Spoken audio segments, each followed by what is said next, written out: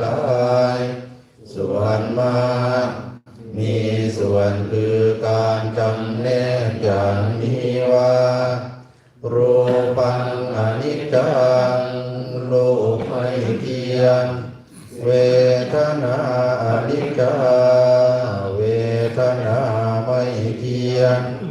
สัญญาอนิจจาสัญญาไม่เที่ยงสังขาราอนิจจาสังขารไม่เที่ยง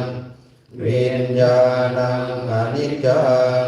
วิญญาณไม่เที่ยงรูปังอนัตตารูปไม่ใช่ตัวตนเวทนาอนัตตาเวทนาไม่ใช่ตัวตน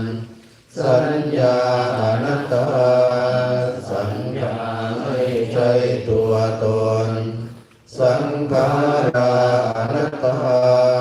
สังขารไม่ใช่ตัวตนวิญญาณังอนัตตาวิญญาณไม่ใช่ตัวตนสัพเพสังขาราอนิจจา